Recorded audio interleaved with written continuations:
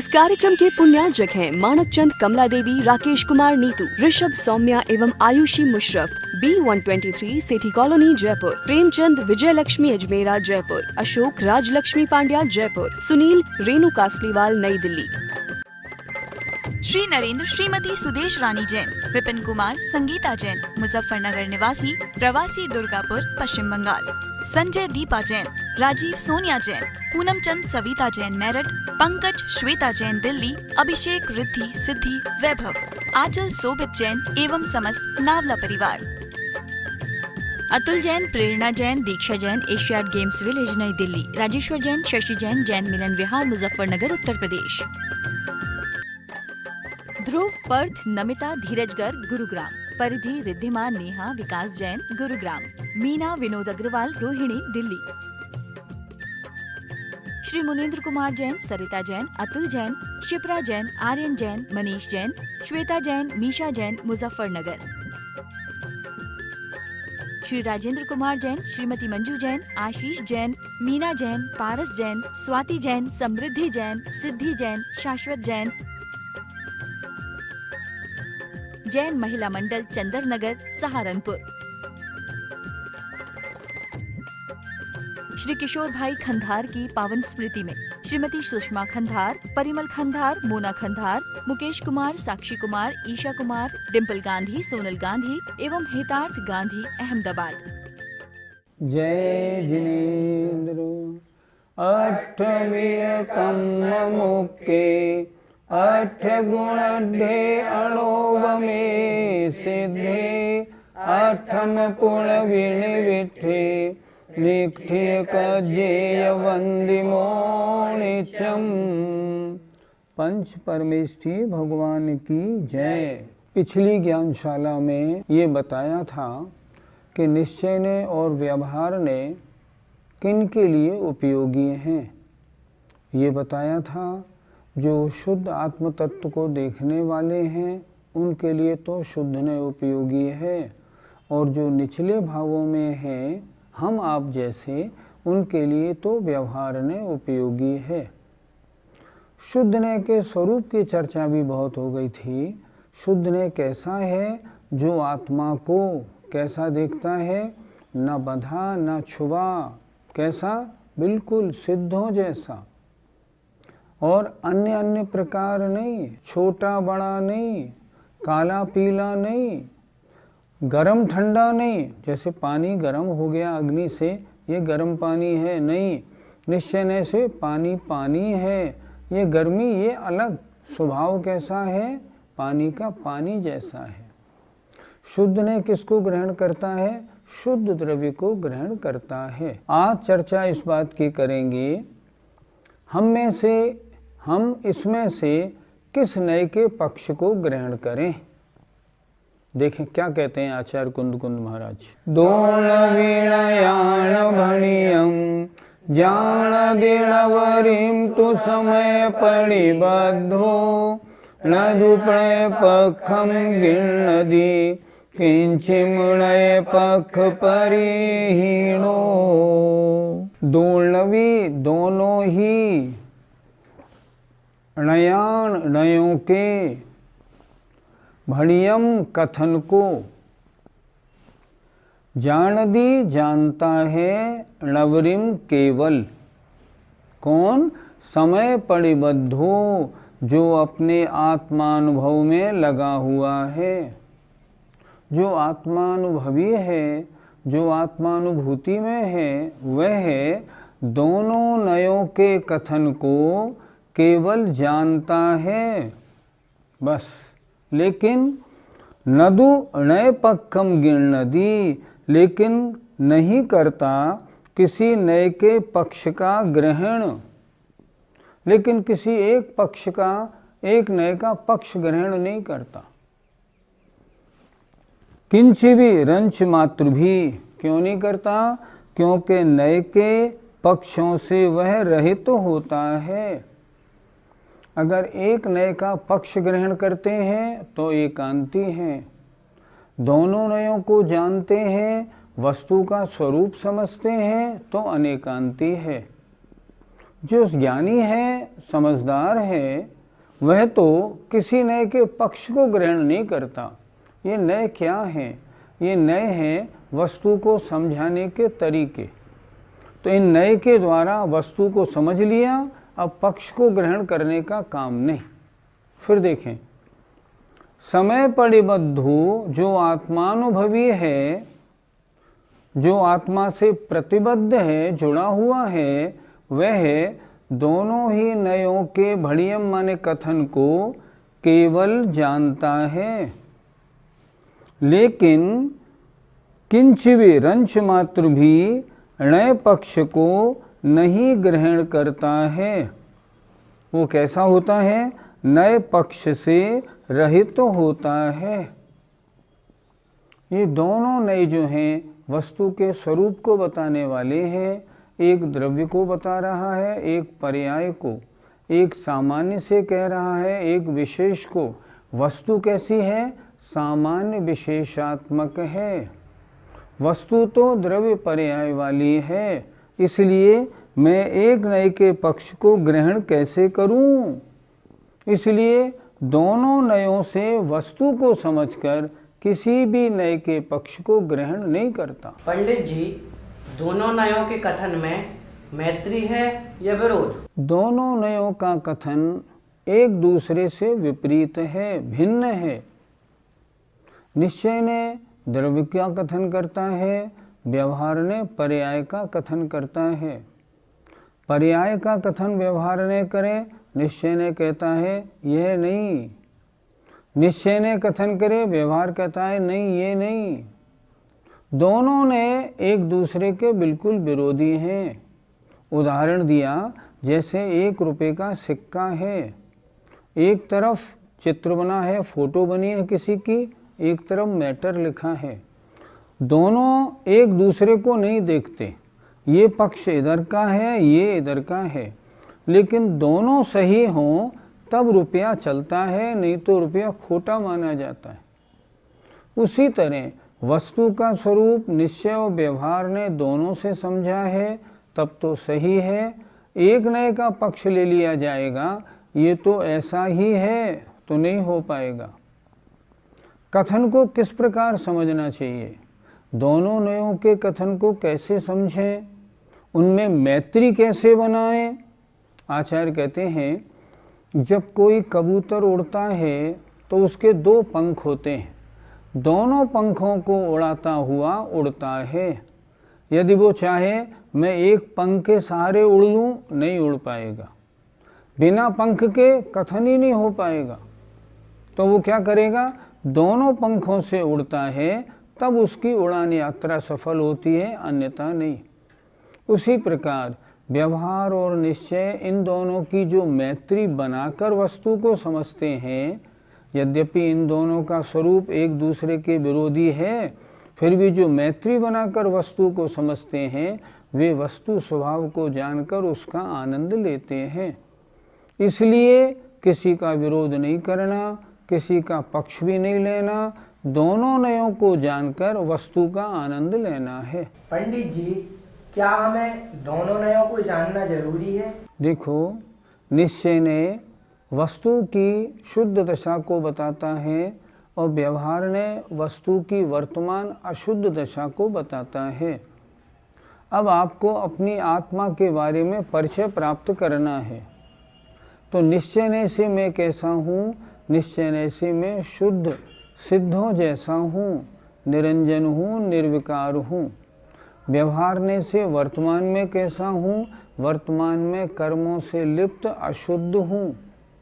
अगर आप दोनों को नहीं जानेंगे, अगर आपने इतना ही जान लिया मैं तो शुद्ध हूँ, फिर पुरुषार्थ क्यों?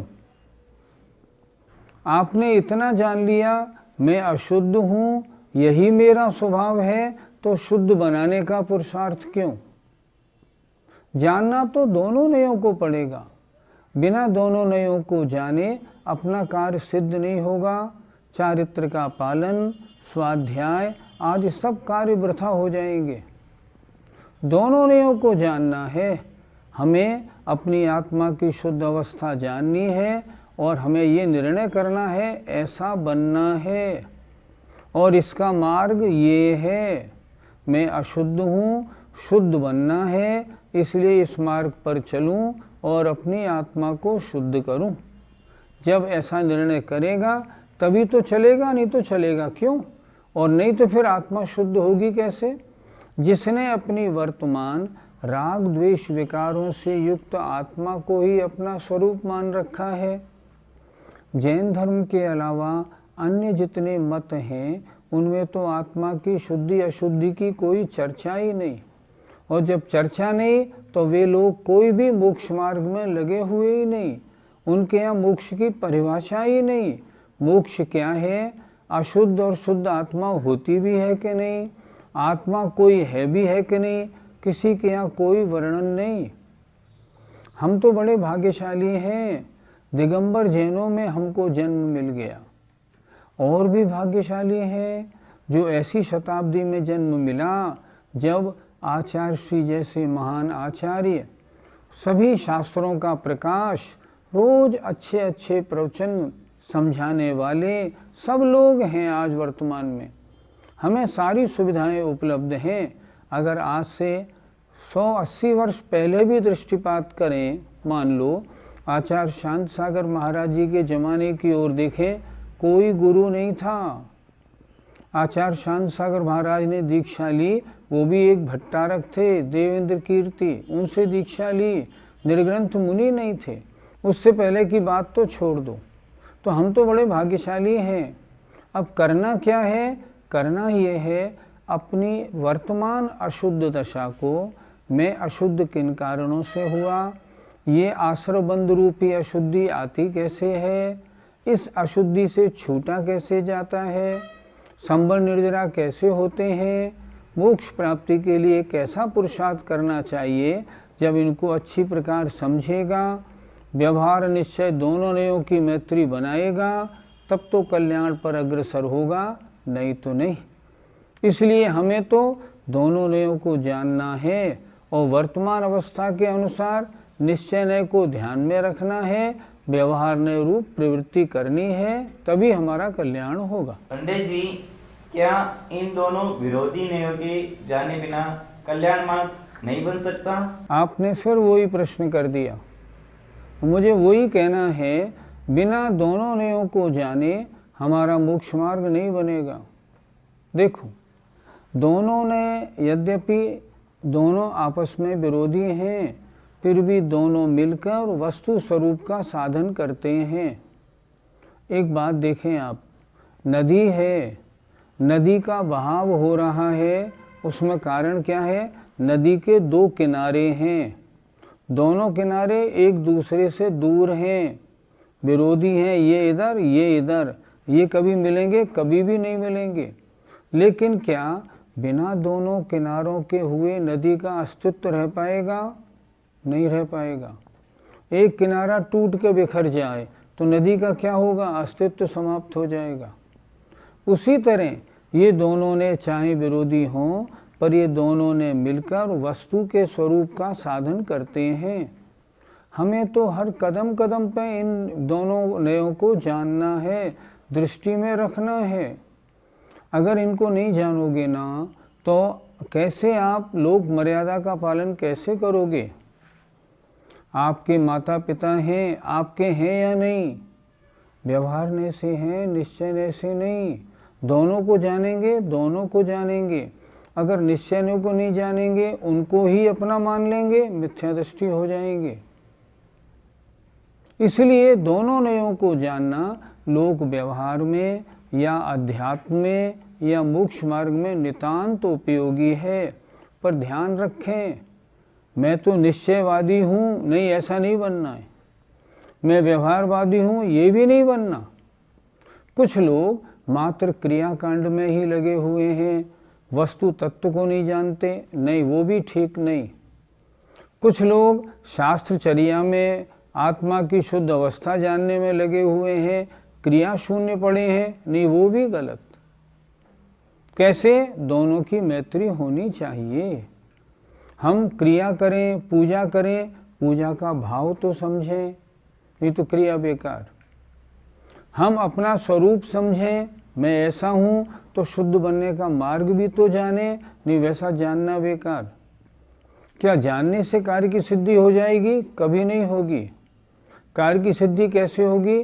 कार्य की सिद्धि होगी उस कार्य का मार्ग और मार्ग की प्रवृत्ति करने पर।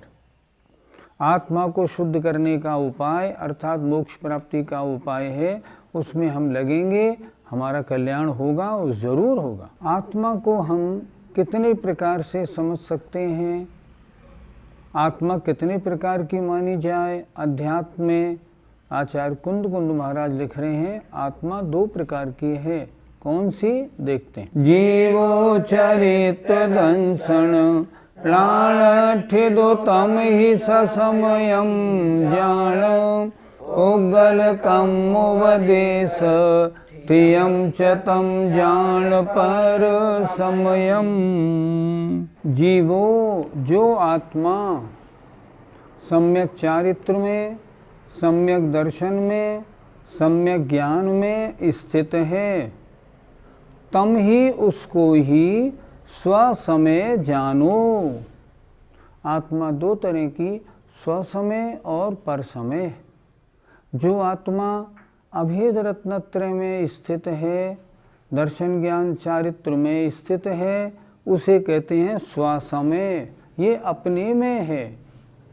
और पुद्गल कम उपदेशठ्यम, और जो आत्मा पुद्गल कर्म के उपदेश में स्थित है, अर्थात पुद्गल कर्मों के उदय के अनुसार रागी, द्वेषी, मोही, क्रोधी, कामी बन रही है, उसको जानो पर समय। वह आत्मा पर समय है। फिर समझें एक बार, स्वसमय कौन सी आत्मा है? जो दर्शन ज्ञान चारित्र में स्थित है, अर्थात आत्म ध्यान में लीन, अर्थात निश्चय रत्नत्रय वाली या शुद्धोपयोग वाली जो आत्मा है, वो तो है स्वसमय।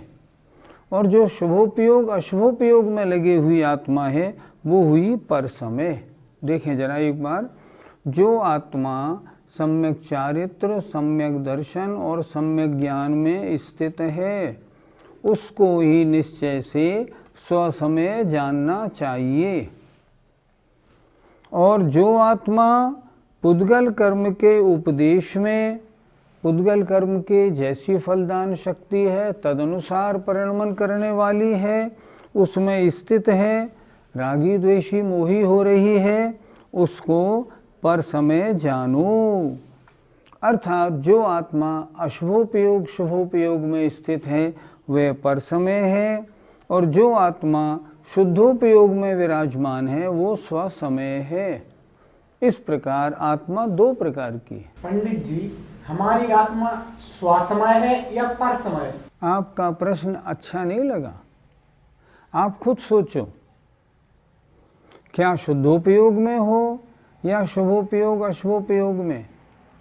क्या दर्शन ज्ञान चारित्र में स्थित हो? नहीं, तो पर समय हो। मैंने इतना स्पष्ट बोला, अशुभोपयोग शुभोपयोग में जो स्थित है वह पर समय है। जो अभेद रत्नत्रय, निर्विकल्प समाधि या अपने आत्मा में लीन आत्मा है, वह उस समय स्वसमय है। स्वसमय वाली आत्मा यदि शुद्धोपयोग से हटकर शुभोपयोग में आती है, पर समय हो जाती है। इसलिए अभी आप पर समय हैं, लेकिन स्वसमय में आ सकते हैं। उसके लिए मुनि बन के अगर ध्यान लगाएंगे और जिन क्षणों में आप शुद्धोपयोगी बन जाएंगे, उन क्षणों में आपकी आत्मा स्वसमय कहलाएगी। पंडित जी, चतुर्थ गुणस्थानवर्ती श्रावक और सप्तम गुणस्थानवर्ती मुनि के पर समय में क्या अंतर है? चतुर्थ गुणस्थानवर्ती को श्रावक नहीं कहा जाता। आपने श्रावक कैसे बोल दिया? श्रावक होता है पंचम गुणस्थानवर्ती। अब आपका प्रश्न हुआ, चौथे, पांचवें, छठे गुणस्थान वाले मुनि महाराज में क्या अंतर माना जाए? चतुर्थ गुणस्थानवर्ती के अभी अनंतानुबंधी हटी है, अभी तो 3 कषायों का उदय है। इसलिए उनसे असंख्यात गुणी विशुद्धि पंचम गुणस्थानवर्ती में है। लेकिन वे भी पर समय है। उससे असंख्यात गुणी विशुद्धि छठे गुण स्थान में है, वे भी पर समय है। उससे असंख्यात गुणी वर्ती विशुद्धि सप्तम गुण स्थान में मुनि स्थित मुनि महाराज के शुभोपयोग के काल में है। और लेकिन उससे असंख्यात गुणी विशुद्धि सप्तम गुण स्थानवर्ती मुनि महाराज की शुद्धोपयोग के काल में है। इनकी विशुद्धि में, इनकी निर्जरा में, आश्रमबंध में बहुत अंतर है। जैसे जैसे परिणामों की विशुद्धि वैसे वैसे निर्जरा ज़्यादा। पर समय वाला चतुर्थ गुण स्थान वर्ती है, निर्जरा का अता पता नहीं। पंचम गुण स्थान वर्ती है, महान निर्जरा। देखो और सुनो, चतुर्थ गुण स्थानवर्ती कोई श्रावक हो, मान लो सेठ सुदर्शन, चौथा गुण स्थान है मानो, व्रत नहीं लिए, और वो इस स्मशान में जाके सारे कपड़े उतार के और चतुर्दशी के दिन इस स्मशान में सामायिक करें, पूरा मन लगा के करें, पूरा मन लगा के करें। उसके बावजूद भी क्या होगा? उसके बावजूद भी उनकी निर्जरा थोड़ी नाम मात्र की। देखो टोडरमल जी लिखते हैं मोक्षमार्ग प्रकाशक में, चतुर्थ गुण स्थानवर्ती जीव आत्मचिंतवन आदि कार्य करे तो बाके निर्जरा नाही बंद घना होए। मालूम नहीं इन पंक्तियों को लोग क्यों नहीं पढ़ते हैं। लोग चौथे गुण स्थान में बड़ा आनंद मना रहे हैं, ओहो हमने तो चौथे गुण स्थान में रह के संसार से किनारा कर लिया। क्या लिख रहे हैं टोडरमल जी? एक नहीं दो जगह लिख रहे हैं मोक्षमार्ग प्रकाशक में, चतुर्थ गुण स्थानवर्ती आत्मचिंतवन आदि कार्य करे तो बाके निर्जरा नाही बंद घना होए। और पंचम गुण स्थानवर्ती पंचेंद्री के विषय सेवनादि कार्य करे तो बाके प्रत समय निर्जरा होए और बंध भी कम होए। कितना अंतर है तो पर समय, लेकिन पर समय में भी उत्तरोत्तर अच्छा पना है। चतुर्थ गुण स्थान से पंचम गुण स्थान वर्ती अच्छा, छठा अच्छा, सातवां शुभोपयोगी और अच्छा, लेकिन ये सब हैं पर समय। अभी ये आत्मस्वरूप के निकट नहीं पहुँचे। और जो अपनी आत्मा में रमण करने वाला शुद्धोपयोगी सप्तम गुण स्थान वर्ती है, उसके सप्तम गुण स्थानवर्ती शुभोपयोगी से भी असंख्यात गुणी निर्जरा प्रति समय होती है।